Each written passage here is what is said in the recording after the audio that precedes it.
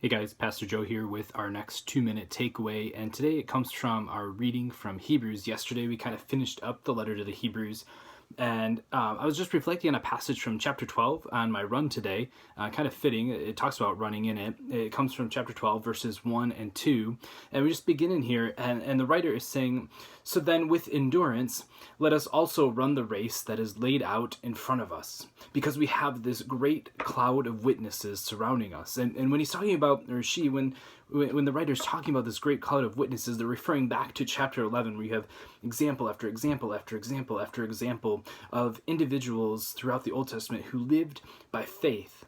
And the writer defines faith as the reality of something we hope for, the reality of what we hope for, the proof of what we don't see.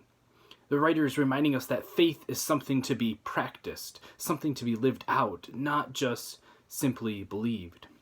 And in these days of quarantine and isolation and distancing and uncertainty of what the next couple of months are going to look like, if we're going to go back to school, there's a lot of uncertainty.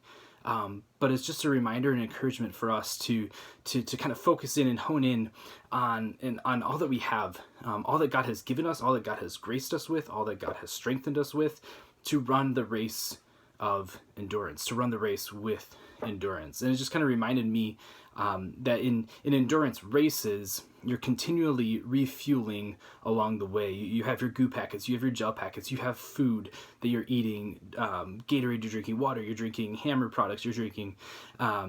It's the same way with living out our faith. We need to be continually refueling as we go. And so the author continues, says, "Let us throw off any extra baggage, get rid of the sin that's tripping us up, repent, confess. And in doing so, let us fix our eyes on Jesus." We talked about that yesterday, because Jesus is our faith's pioneer and perfecter. He's the one who endured the cross. He ignored the shame for the sake of the joy that was laid out in front of him. And now he sits at the right hand of God's throne. And so this is our 2-minute takeaway today: to live a life of faith and to live it out with endurance.